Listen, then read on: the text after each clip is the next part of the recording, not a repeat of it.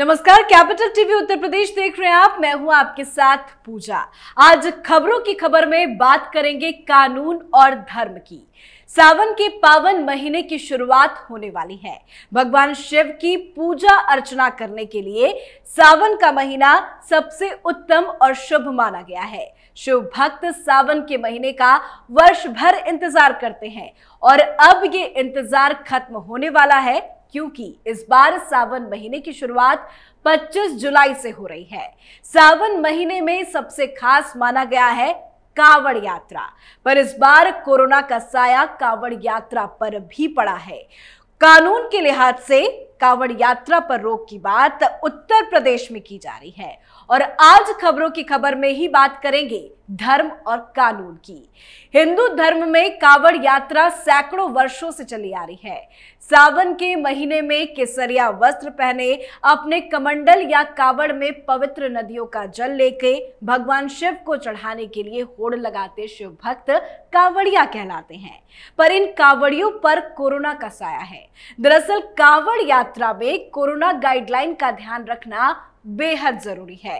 कावड़ यात्रा में काफी ज्यादा संख्या में श्रद्धालु होते हैं, तो ऐसे में कोरोना का पालन करना मुश्किल है, जिस वजह से कई राज्यों में कावड़ यात्रा पर इस बार रोक लगा दी गई है। तो वहीं कुछ राज्यों में कोरोना प्रोटोकॉल का पालन करते हुए कावड़ यात्रा करने की अनुमति दी गई है। सच्चाई ये है कि कोरोना वायरस को लेकर दुनिया के हर देश और हर सरकार के पास अलग अलग नियम है और अलग अलग सोच है, और इस सोच में भी कई बार विरोधाभास देखने को मिलता है। जैसे कुंभ की भीड़ सबको चुभती है, लेकिन फुटबॉल के फैंस की भीड़ किसी को नहीं चुभती। यानी दुनिया के अलग अलग हिस्सों में भीड़ को लेकर भी अलग अलग नियम और अलग अलग सोच है। सबसे पहले आपको ये बताते हैं कि कल सुप्रीम कोर्ट में क्या हुआ। सुप्रीम कोर्ट में इस बात पर बहस हुई कि उत्तर प्रदेश में कावड़ यात्रा को दी गई मंजूरी पर रोक लगाई जाएगी या नहीं। अदालत ने इस पर केंद्र सरकार और उत्तर प्रदेश सरकार का भी पक्ष जाना और इस पर दो अहम टिप्पणी की गई। पहली बात, कोर्ट ने यह कही कि किसी भी तरह की भावनाएं, चाहे वो धार्मिक ही क्यों ना हो, वो स्वास्थ्य और जीवन के अधिकार के ऊपर नहीं हो सकती। कोर्ट ने आगे कहा कि ये सभी भावनाएं इन मौलिक अधिकारों के अधीन आती है, लेकिन इसका महत्व स्वास्थ्य और जीवन के मौलिक अधिकार से बड़ा नहीं हो सकता। कोर्ट की इन टिप्पणी का सरल अर्थ में यह अर्थ है कि सुप्रीम कोर्ट कांवड़ यात्रा को दी गई मंजूरी के पक्ष में नहीं है। दूसरी बात, सुप्रीम कोर्ट ने यह कही कि उत्तर प्रदेश सरकार को अपने निर्णय पर फिर से पुनः विचार करना चाहिए और अगर सरकार कांवड़ यात्रा को लेकर ठोस कदम उठाने में नाकाम रहती है तो फिर अदालत इस पर फैसला लेने के लिए मजबूर होगी। अदालत ने यह बात उत्तर प्रदेश सरकार की तरफ से दिए गए जवाब पर कही। इसमें यूपी सरकार ने कहा था कि वो 25 जुलाई से सांकेतिक रूप से कावड़ यात्रा कराने के पक्ष में है और उसने तय किया है कि वैक्सीन लगा चुके लोगों को ही इस यात्रा में भाग लेने दिया जाएगा। लेकिन अदालत उत्तर प्रदेश सरकार के इस जवाब से भी संतुष्ट नहीं हुई और सरकार को एक और मौका देते हुए सोमवार तक इस पर अपना अंतिम जवाब देने का समय दिया है। अब अहम खबर यह है कि उत्तर प्रदेश सरकार चाहती है कि सांकेतिक रूप से ही सही, लेकिन कांवड़ यात्रा का आयोजन होना चाहिए। लेकिन सुप्रीम कोर्ट इसके बिल्कुल भी पक्ष में नहीं है। केंद्र सरकार ने भी इस मामले में अपना पक्ष अदालत में रखा और इसमें दो प्रमुख बातें कही गई। पहली बात यह है कि केंद्र सरकार ये जरूर मानती है कि यूपी सरकार को कांवड़ यात्रा की मंजूरी नहीं देनी चाहिए, लेकिन साथ ही उसका यह भी कहना है कि कावड़ यात्रा करोड़ों श्रद्धालु की आस्था से जुड़ी है, इसलिए कड़ी गाइडलाइंस बनाकर इस धार्मिक यात्रा को संचालित किया जा सकता है। केंद्र सरकार ने इसके लिए सुझाव भी दिए हैं।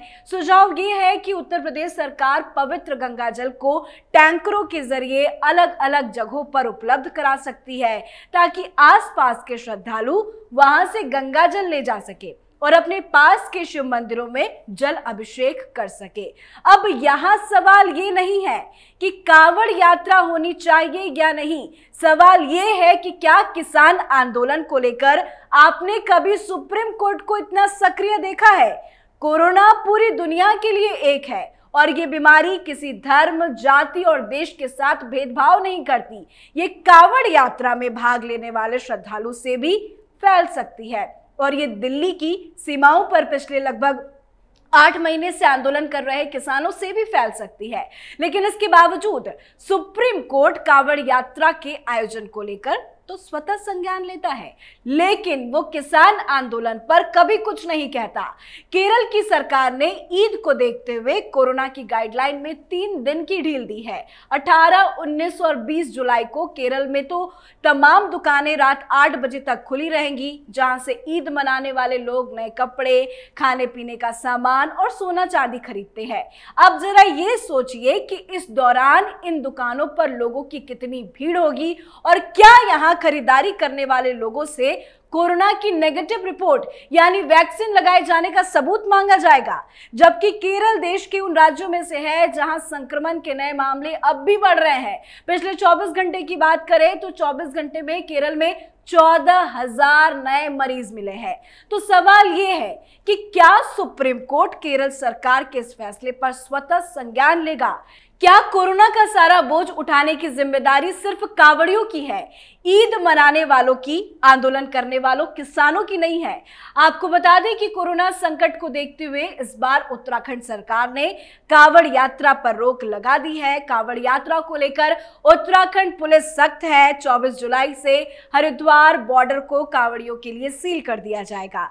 पर उत्तराखंड के पहाड़ी इलाकों में अभी हाल ही में उमड़ी भीड़ को लेकर कोई अहम फैसला नहीं लिया गया। अब उत्तर प्रदेश में कोरोना के बीच कांवड़ यात्रा पर अंतिम फैसला आना बाकी है। सोमवार को हालांकि ये साफ हो जाएगा कि कांवड़ यात्रा उत्तर प्रदेश में होती है या नहीं। पर सवाल यही है, क्या धर्म के लिहाज से कानून काम करता है? आपकी क्या कुछ राय है, क्या कुछ विचार है आपकी इस पूरे मसले को लेकर?